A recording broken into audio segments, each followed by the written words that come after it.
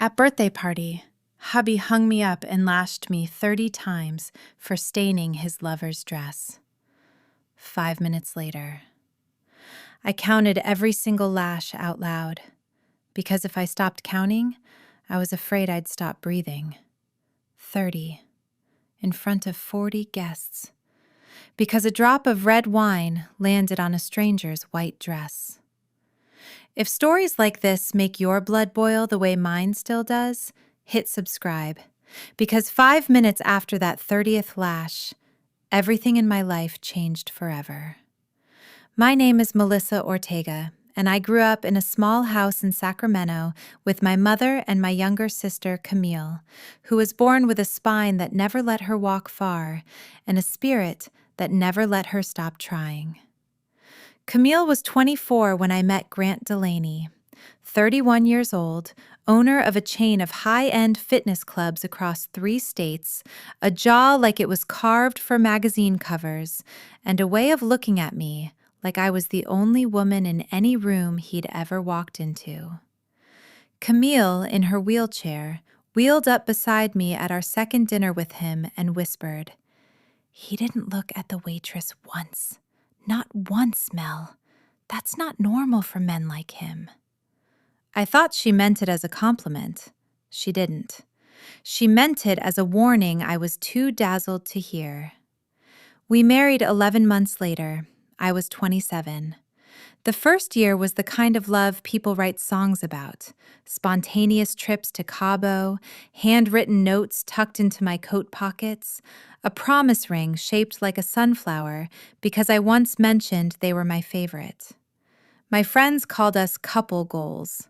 Camille called him too smooth and never fully stopped watching him from the corner of every room. By year 2, the smoothness started cracking. Grant began correcting how I dressed before we left the house. "That neckline's a bit much for tonight, isn't it, babe?" Always with a smile, always sounding like concern instead of control. He didn't like when I laughed too loud at his business dinners. He didn't like when I spoke before he'd finished a story. Small things. I told myself every marriage has friction. By year 3, my world had shrunk to the size of our house. Grant said my college friends were bad energy, always gossiping, always jealous of what we had. He said visits to Camille were emotionally draining for you, and suggested I space them out. I started going from every week to every month to barely at all. I didn't notice the walls closing in. I only noticed how quiet the house had become and how loud Grant's opinions filled that silence. The first time he grabbed me hard enough to bruise was at a dinner party, 18 months in. I'd contradicted him about a restaurant reservation in front of his business partners. His hand closed around my upper arm under the table, fingers digging in until I gasped. Later that night, he cried actual tears, held my face in his hands, and said, "I don't know what came over me. I love you more than my own life. You embarrassed me, and I lost it." Flowers arrived the next morning, an apology that lasted an entire week. The apologies kept shrinking after that. A week became 3 days. 3 days became an hour. By the time we reached our 5th wedding anniversary, there wasn't an apology left at all. Just silence, and an unspoken rule that I was the one who owed him grace, not the other way around. Somewhere in year 4, Grant started spending long hours at the flagship gym, coming home smelling like a perfume that wasn't mine, a floral, expensive scent I didn't own a single bottle of. I found a receipt once for a woman's necklace, $1,100, tucked in his gym bag. He said it was a birthday gift for his assistant. I chose to believe him, the way you choose to believe a story you're too afraid to disprove. Then came his 40th birthday party, a lavish, catered event at our house, 60 guests, String lights across the backyard, champagne towers, a live jazz trio. I spent 3 weeks planning it, and somewhere in the middle of that party, I met her. Her name was Vanessa. Grant introduced her as a new trainer at the Buckhead location, but I watched the way his hand lingered on her lower back a half-second too long, and I understood before anyone said another word. She wore a fitted white dress, sequins at the collar, clearly expensive, clearly chosen with care. I was holding a glass of red wine when Grant pulled me aside near the bar to introduce me to an investor. My elbow caught Vanessa's arm as she turned. The wine splashed across the front of her white dress. 3, maybe 4 drops, nothing more than a coin-sized stain. Grant's face changed in a way I'd never seen.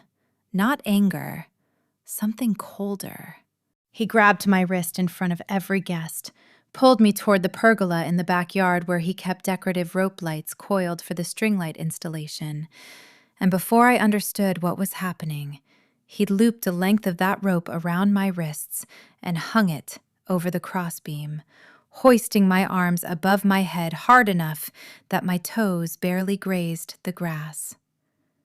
"You ruined her dress," he said, voice shaking with a fury that had clearly been building for years, not minutes.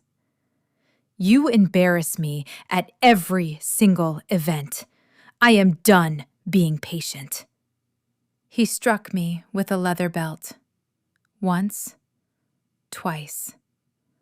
I started counting because counting was the only thing keeping my mind from shattering.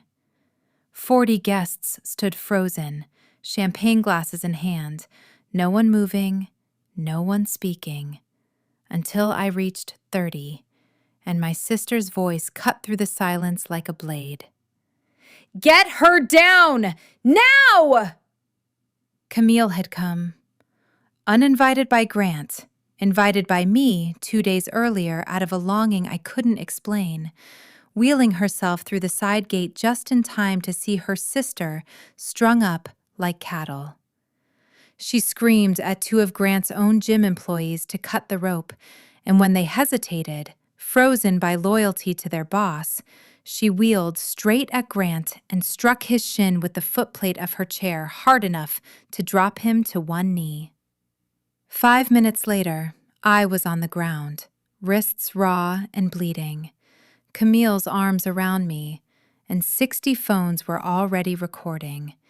Because in the chaos, 3 separate guests had pulled out their phones the moment the belt came down the first time, too stunned to intervene, but not too stunned to document. That footage became the ticking clock neither of us saw coming. Within 48 hours, one guest posted a 15-second clip online with the caption, "This happened at a birthday party in my neighborhood," and it spread faster than either Grant or I could process. His gym chain's name was tagged in comments within hours. Sponsors began pulling contracts by day 3. Camille didn't wait for the internet to finish the job. She drove me straight to the hospital that night for documentation, then to a domestic violence advocate the next morning, then sat beside me at the police station while I filed a report with photographs of the rope burns and belt marks as evidence. She'd spent years quietly saving every text, every bruise excuse, every strange behavior I'd mentioned in passing over the years. She'd been building a file on Grant long before I ever asked her to.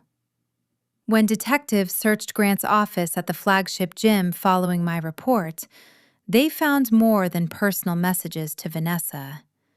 They found falsified financial records.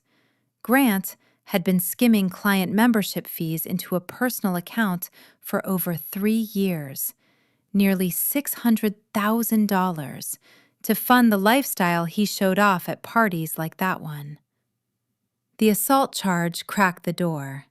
The financial investigation blew it wide open. Grant was arrested 11 days after his own birthday party, charged with felony domestic assault and separately financial fraud tied to embezzlement from his own company. The video, the medical records, and Camille's years of documentation made the case airtight. His business partners, terrified of further reputational damage, forced him out of the company entirely before the trial even began. The trial took 8 months. I stood in that courtroom and testified with my sister in the front row, her hand raised in a fist of solidarity every time my voice shook. Grant was convicted on both counts. He received 7 years for the assault and financial fraud combined, and a restraining order that keeps him 300 yards from me for the rest of my life. The divorce settlement, expedited due to the criminal conviction, awarded me the house, a significant portion of what remained of his assets after restitution to his defrauded clients, and full legal vindication in public record. Vanessa, it turned out, hadn't known about the embezzlement or the abuse. She left him the same week the video went viral, disgusted by what she'd unknowingly been part of. I moved Camille in with me within the year. We turned that same backyard, pergola and all, into a garden. No more rope lights, just string lanterns and her wheelchair-accessible path winding through flower beds we planted together. Every year on the anniversary of that night, we sit out there with tea and remind each other that the people who truly love you don't wait for an invitation to save you. They simply show up, fists ready, hearts louder than fear. If this story lit a fire in you, hit subscribe, because next week I'm sharing the story of a woman whose mother-in-law secretly recorded years of abuse, just waiting for the right moment to strike back. You will not believe what she did with those tapes. Until then, protect the ones who protect you. They're rarer than you think.